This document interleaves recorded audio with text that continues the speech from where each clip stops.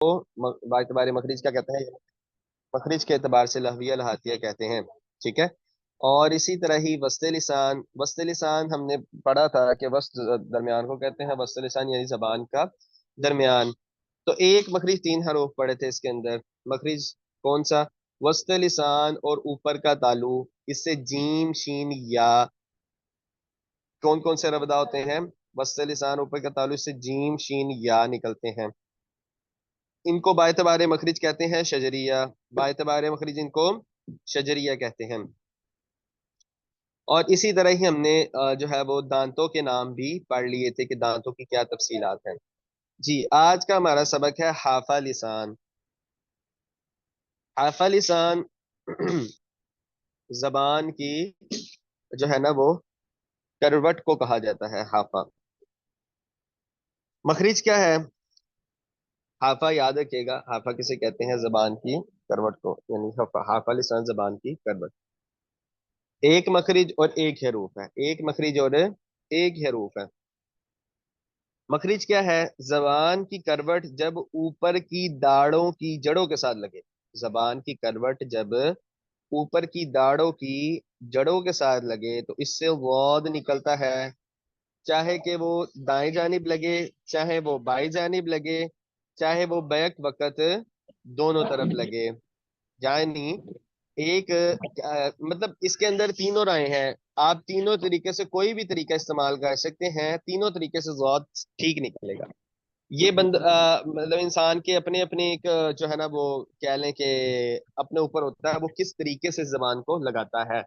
किसी की राइट की तरफ लगती है करवट ऊपर की दाढ़ों की जड़ों के साथ, किसी की बाएं की तरफ लगती है, किसी की दोनों तरफ लगती है, तो बहुत सही अदा होता है। बस आपने उसकी अदायगी देखनी है कि अदायगी ठीक हो रही है कि नहीं। अब हाफा लिसान, जबान की करवट जब ऊपर की दाढ़ों की जड़ों के साथ लगे इससे वॉल निकलता है।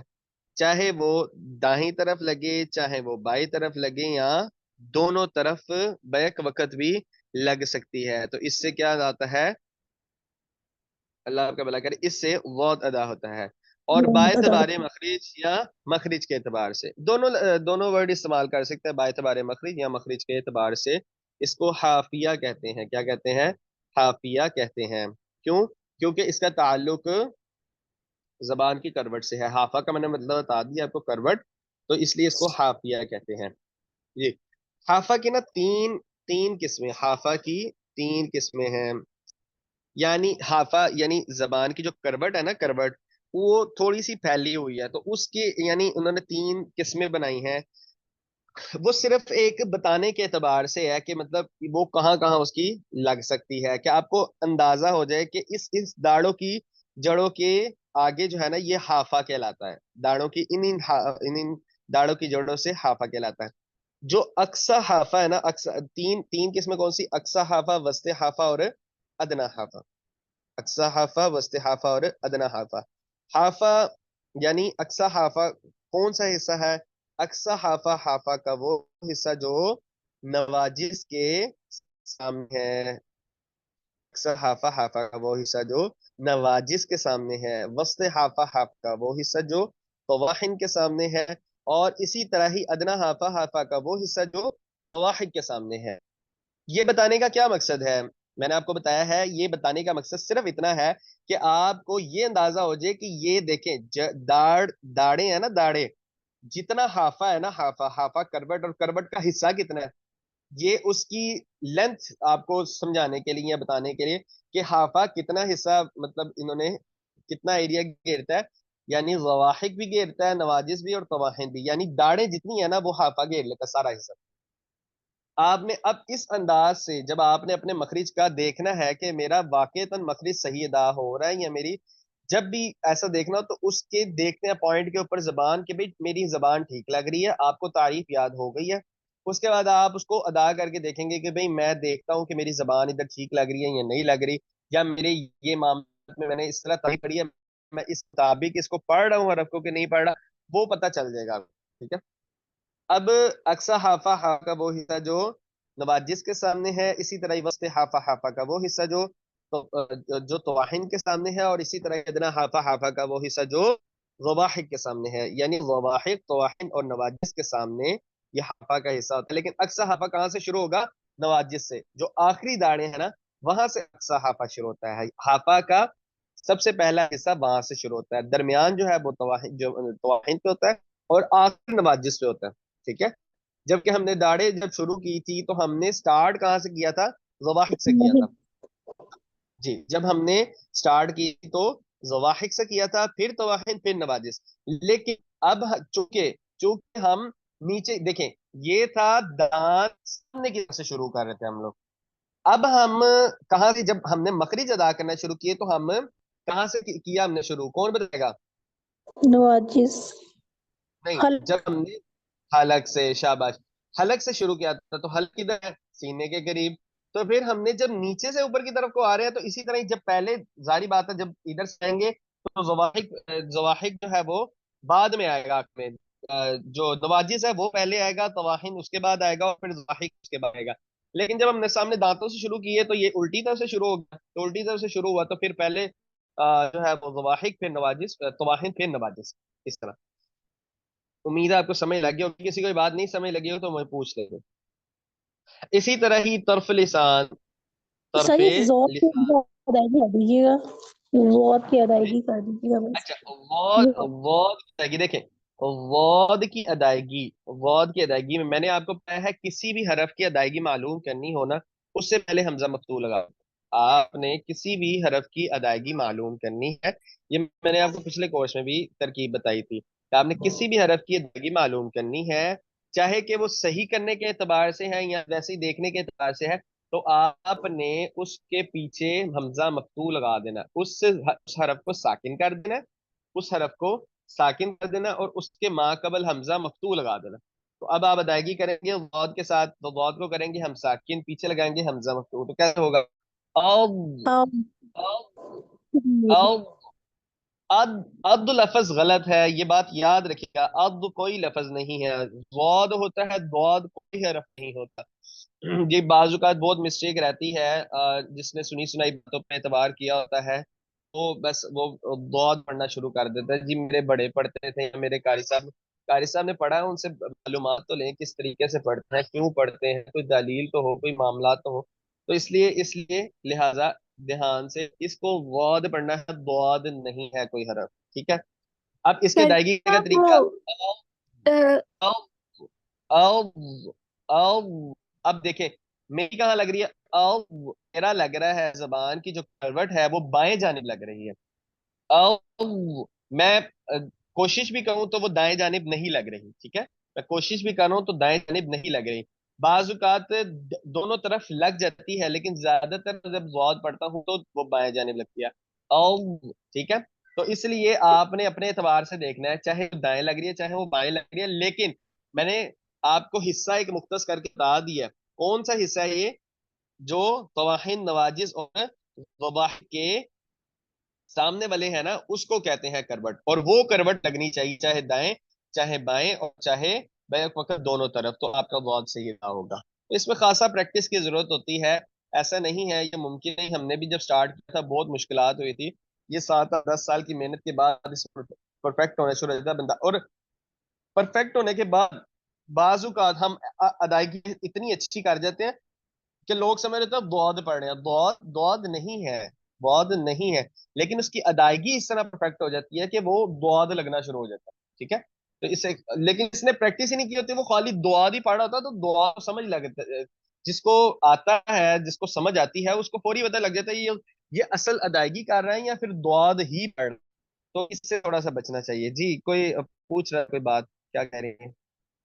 जी कैसा मैं पूछ रही थी, मतलब आप समझा दिया आपने कि वाला दाल जो मतलब वो तो मुझे तो बिल्कुल दाल ही लगती थी। अक्सर मैं सुनती थी किसी का, तो मुझे लगता था कि मैं ही गलत पढ़ती हूँ, मैं दाल नहीं पढ़ती। तभी मुझे मामा ने कहा था कि यहाँ दाल नहीं होती, ज़्वाद होता है। बिल्कुल तो ऐसे ये ही है। पूछना था, वहां दाल नहीं होती ना? नहीं नहीं, दाल दूल कोई नहीं होती, या ये गौत की अपनी आवाज है। दाल, ये जो पढ़ता है ना दुआ, ये दुआ पढ़ता है। हाँ हाँ। दुआ पता नहीं कौन सा हरफ कहाँ से निकला है, ये समझ से बाहर है, पता नहीं किसने निकाल दिया, ये इजाद कर दिया। खैर, ये कोई हरफ नहीं है, ये असल गौद ही है। लेकिन इसकी परफेक्शन इतनी बाजुकात हो जाती है, मतलब मैं हर वक्त नहीं सही अदा करता, लेकिन ये एक किसके साथ प्रैक्टिस, एक मैन की प्रैक्टिस के साथ है कि जितनी ज्यादा प्रैक्टिस करता हूँ उतना ज्यादा अच्छा निकलना शुरू हो जाता हूँ बहुत। तो हम्म। इसकी अदायगी में मुझे अच्छा, मुझे दो तीन तालिबात ने ना ऐसे बात की कि उस्ताद जी हमने ना आपकी बहुत सारी वीडियोस देखी हैं, हम आपकी हर वीडियोस देखते हैं, तो हमने आपकी वीडियोस में देखा आप ना बाजू का ज़ाद पढ़ रहे होते हैं, बाजू का दुआद पढ़ रहे होते हैं। तो मैंने उनको कहा मुझे बताएं, मैं आपको दुआद पढ़ने से रोक रहा हूँ तो क्या आप मेरे से गुमान करते हैं कि मैं दुआद पढ़ूंगा, जब मैं आपको इतना बार बार फोर्स करके रोक रहा हूँ कि भाई दुआद नहीं है, कोई हरफ नहीं पढ़ना। तो मैंने फिर उनको यही बात समझाई कि ये इतनी परफेक्शन आ जाती है कि वो असल हरफ का मखरिज वही है, यानी उसकी आवाज प्रोनाउंसिएशन उसकी यही होगी, लेकिन क्या है कि वो प्रैक्टिस के साथ साथ है। पहले हमने उस गौद से ही शुरू किया, फिर हम उसकी अदायगी करते करते करते करते इतनी प्रैक्टिस हो गई थी कि वो अब अब ये असल उसकी आवाज है। ठीक है, ना तो अज है ना तो अज है, ये इस तरह की कोई आवाज, ना तो अद है, इस तरह का कोई नहीं है। ठीक है, तो ये इस चीज का ख्याल करना है जी सर। आगे कोई और किसी ने बात पूछनी है तो चले आगे।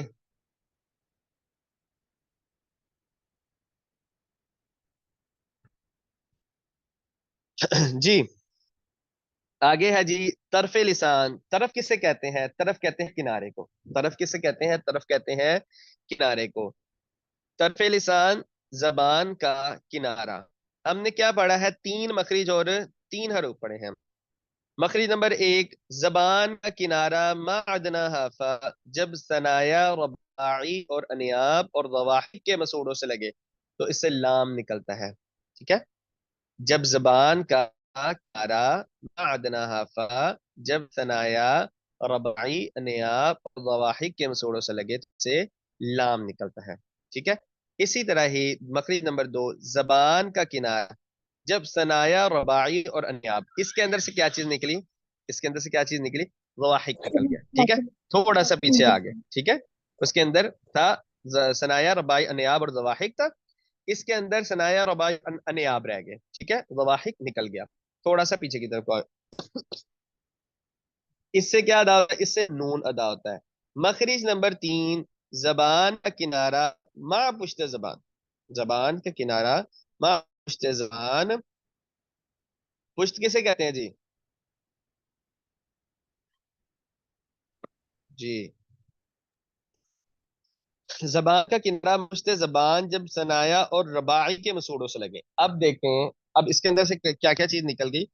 हाँ, इसके अंदर से रवाहिक भी निकल गया और अनियाब भी निकल गया। उससे और थोड़ा सा पीछे आ गया, जब जबान का किनारा माँ पुश्ते जबान जब सनाया और रबाई के मसूड़ों से लगे तो इससे रॉ निकलता है।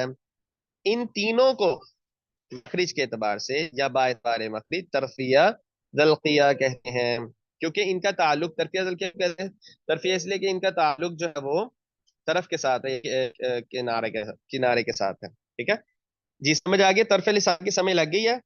लाम का मखरिज, नून का मखरिज और रॉ का, पहले लाम है फिर नून है फिर रॉ है। अब लाम के अंदर सनाया रबाई अनेब और जवाहिक है, और दूसरे सब मखरिज में नून के अंदर सनाया सर रबाई और ये नियाब है, और इसी है तरह ही रॉ का। मखरिज नंबर तीन, मखरिज नंबर तीन के अंदर सनाया और रबाई के सूड़े लगते हैं बस रॉ के अंदर। जी क्या कह रहे हैं? मुझे आवाज कट रही है आपकी, कोई कुछ कह रहे हैं, कोई तालिबात कुछ कह रहे हैं? अभी 26 नंबर पेज नहीं है, ये 25 पिछला है और अगला आगे वाला पेज आपका। उस्ताद जी रॉ का। क्या कह रहे हैं, मुझे समझ लग रही। रॉ का पेज नहीं, अगला पेज नहीं है। मैंने सेंड किया था, ये आया नहीं आपको? अब आया है। नहीं, अच्छा वो तो, ये जरा जो करता है लाजमी तौर पर इसको साथ साथ जरा शेयरिंग किया करें, जरा एक्टिव होकर बैठा करें, इसको जरा शेयर कर लिया करें। अच्छा जी, रॉ का तो समझा दें। रॉ के अंदर जबान का किनारा माँ पुश्ते जबान सनाया रबाई, इसके अंदर से अनियाब भी निकल गया और वाहिक भी निकल गया। जब सनाया रबाई के मसूड़ों से लगे तो इससे रॉ निकलता है। बाय तबारे मखरिज, इन तीनों को, इन तीनों से मुराद किन तीनों को? लाम नून और रॉ को बाय तबारे मखरिज इनको तरफिया दलकिया कहते हैं। जी आगे आ गया रअसुल लिसान। रअसुल लिसान क्या है? रअसुल लिसान क्या है? रअस कहते हैं नोक को, रअस कहते हैं अरबी में नोक को। रअस लिसान यानी जबान की नोक। इसके हम क्या पढ़ा था पीछे?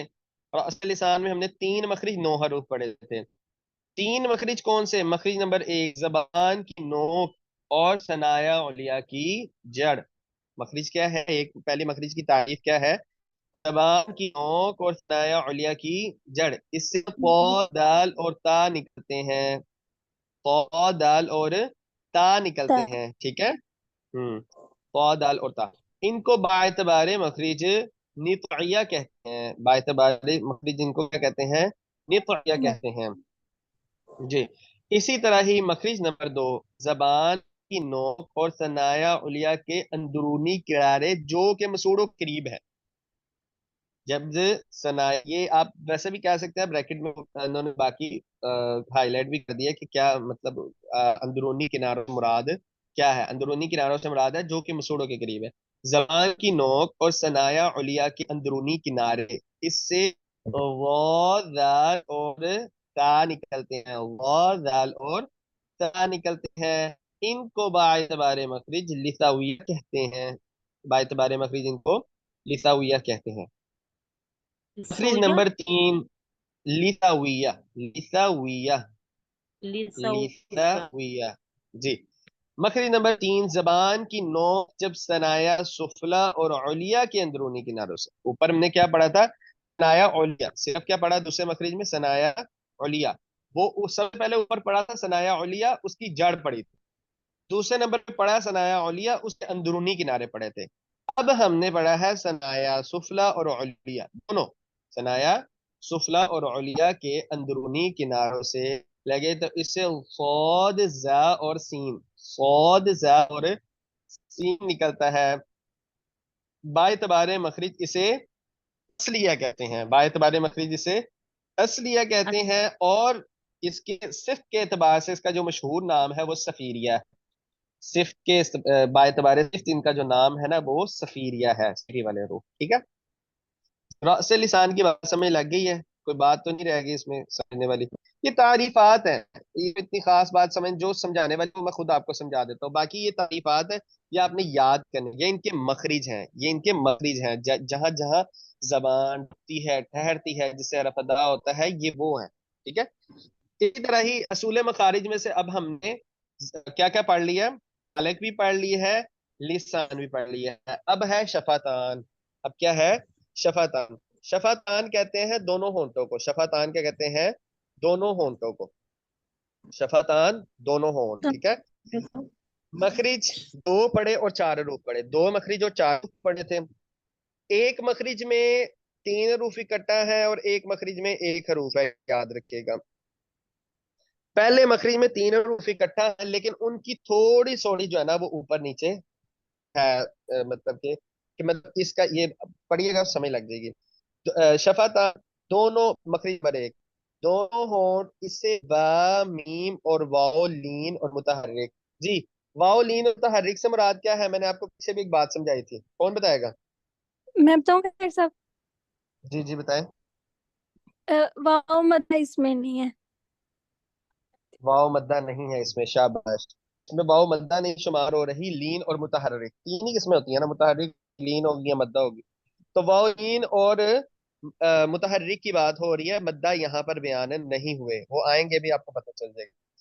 दोनों होंठ इससे बा मीम और वाओ लीन और मुतहर्रिक निकलते हैं, ठीक है। ये तो हो गया इसकी तारीफ, यानी दोनों होंठों से बा मीम और वाओ लीन मुतहर्रिक निकलते हैं। लेकिन इनकी तफसीलात क्या है? मगर फर्क ये है कि बा दोनों होंठों की तली वाले हिस्से से, इसलिए इसको बाहरी कहते हैं। मीम दोनों हिंटों के खुश्की वाले हिस्से से, इसलिए इसको बर्री कहते हैं। और वाव दोनों होंठों को गोल, यानी दोनों होंठों को गोल ना तमाम मिलाने से अदा होते हैं। थोड़ा थोड़ा फर्क है, समझ लगी है? मखरिज एक ही है, यानी शफातान दोनों होंठों के साथ ताल्लुक है इनका, लेकिन उसके अंदर थोड़ा ऊपर नीचे करने से होंठ को तो कैसे अदा हो रहे हैं कि तीनों दोनों होंठों से ये अदा हो रहे हैं, बल्कि चारों दोनों होंठों से अदा हो रहे हैं। लेकिन अभी जो पैकेज पढ़ा उसमें तीन है, तो तीनों के अंदर कैसे है? तारीफ एक ही है, दोनों होंठ इससे बा मीम वाव मुतहर्रिक और लीन अदा होते हैं। मगर फर्क क्या है? बा होंठों के तरी वाले हिस्से से अदा होता है। आप जब पढ़ेंगे ना बा, आप देखें बा पढ़ें, बा पढ़ेंगे तो आप देखिएगा आपके जो होंठों के अंदर वाले शिकम, यानी होंठों का जो पेट है जो मतलब अंदर कहलाता है, जो तरी तरी वाला हिस्सा, यानी जो दांतों के आगे आपका होंठों का हिस्सा आता है, एक तो बाहर वाला है ना, जो मूंछों के ऊपर और नीचे होता है, वो नहीं, एक अंदर वाला हिस्सा है आगे, तो उससे बा अदा होता है। कुछ लोग बा को ना गलत पढ़ते हैं, मीम की तरह पढ़ते हैं, बा करके ना दोनों होंठों का ऐसे प्रेस करेंगे अंदर को फिर अदा करेंगे, वो गलत है। ठीक है, बा असल में अदा होगा, ब, दोनों होंठों का शिकम अदा होगा, यानी वो उसका जो तरी वाला हिस्सा पेट है ना वो लगेगा आपस में। ठीक है, तो ये आपने बात याद रखनी है, इसलिए इसको क्या कहते हैं, बाहरी कहते हैं, इसको बाहरी कहते हैं, यानी तरी तरी वाले हिस्से को बाहरी कहते हैं। बाहर समुद्र को कहते हैं ना, उसकी तरफ से ये बात निकली है, बाहर समुद्र को कहते हैं जी। मीम दोनों होंठों के खुश्की वाले हिस्से से, इसलिए इसको बर्री कहते हैं, खुश्की वाले हिस्से से अदा। अब ये मीम का तरीका है कि मीम को अदा करते वक्त दोनों होंठों को प्रेस करेंगे अंदर की तरफ, थोड़े दोनों दोनों दोनों होंठ अंदर की तरफ थोड़े थोड़े जाएंगे, मीम, तो फिर वो बाहर वाले खुश्की वाले हिस्से से मीम अदा। ठीक है, उम्मीद है आपको समझ लग रही होगी मेरे ऐसे पॉइंट्स बताने से। जिसको ना समझ लगे वो बाद में पूछ ले जी। और वाव दोनों होंठ गोल ना तमाम मिलाने से, ये हमने पहले भी बात पढ़ी है वाव के बारे में बड़ी तफसीलात के, वाव किस तरह होता है। वाव के लिए दोनों होंठों को गोल करना पड़ेगा और अच्छे तरीके से गोल करना पड़ेगा। जितना गोल आप होंठों को गोल अच्छे तरीके से करेंगे उतना ही ज्यादा वाव सही अदा होगा। समझ जी। और इसी तरह ही मखरिज नंबर 2, अब ये देखें मखरिज नंबर 2 के अंदर नीचे वाले होंठ का शिकम, नीचे वाले होंठ का शिकम यानी तरी वाला हिस्सा, नीचे होंठ का शिकम से क्या मुराद है, तरी वाला हिस्सा। मैंने आपको बताया था, जी अभी हमने ऊपर भी आपको बताया है इस वाले से थोड़ी सी। शिकम पेट को कहा जाता है, शिकम पेट को कहा जाता है, तरी वाला हिस्सा नीचे वाले होंठ का शिकम यानी तरी वाला हिस्सा, और सनाया ओलिया का किनारा, क्या मखरिज है, नीचे वाले होंठ का शिकम और सनाया ओलिया का किनारा, इससे फा निकलता है, इससे फा निकलता है। आप देखिएगा, फा, फा की अदायगी करें आपको पता चलेगा, सनाया उलिया का जो किनारा है, यानी उसकी जो किनारे हैं सनाया उलिया के, वो आपके होंठ के जो नीचे वाला होंठ उसके अंदरी वाले हिस्से पे लगेगा। फा, अफ, अफ, अफ, ऐसे पढ़ के देखिए आपको अंदाजा हो जाएगा। इससे फा निकलता है। इन चारों को बायतबारे मखरिज शफविया कहते हैं। शफविया से मुराद है, क्योंकि इनका ताल्लुक होंठों के साथ है, इसलिए इसको शफविया कहते हैं जी। असूल मखारिज के तीन हमने पॉइंट पढ़ लिए हैं, यानी तीन असूल मखारिज, पांच में से तीन हमने पढ़ लिए। चौथा है मखरिज, यानी जोफे दहन। चौथा क्या है, जोफे दहन, मुंह के अंदर का खाली हिस्सा। जोफे दहन किसे कहते हैं, मुंह के अंदर के खाली हिस्से को।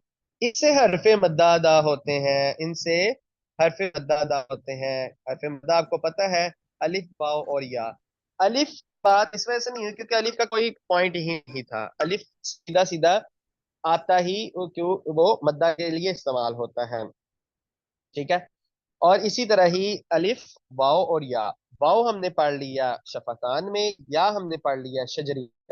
ठीक है जी, कौन से, मुतहर्रिक और लीन, मुतहर्रिक और लीन मद्दा यहाँ पर जो है ना वो बयान हुए हैं, अलिफ वाव या मद्दा।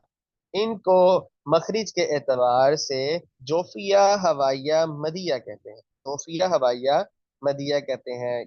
चूंकि ये हवा पर इख्तिताम पजीर होते हैं, इसलिए इसको जोफिया हवाइया मदिया कहते हैं। ठीक है, जोफिया इसलिए कहते हैं कि इनका ताल्लुक जोफ के साथ है, जोफेदान के साथ है यानी, और हवाइया इसलिए कहते हैं ये हवा पर इख्तिताम पजीर होते हैं। ठीक है, ये इस तरह थोड़ी थोड़ी इसकी तफसीलात है, ये आप याद कर लें, अगर करना चाहिए, ये इजाफत है थोड़ी सी जी। से हरफ मद्दा अलिफ वाओ या निकलते हैं, इनको मखरिज के एतबार से जोफिया वया मदिया कहते हैं जी।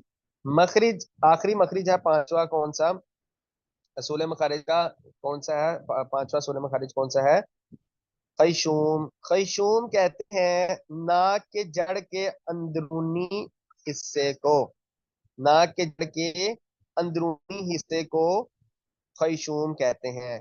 इससे नून और मीम का गुन्ना अदा होता है, इनसे नून और मीम का गुन्ना निकलता है।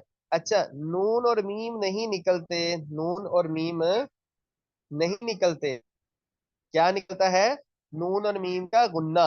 जैसे हमने ऊपर जोफेदान में पढ़ा ना कि अलिफ वाव या मद्दा को अलग कर दिया और लीन मुतहर्रिक को अलग कर दिया, इसी तरह ही जो उसका मखरिज है ना, मखरिज क्या कर दिया, मखरिज आप देखें पीछे हमने नून इधर पढ़ा है, कौन बताएगा?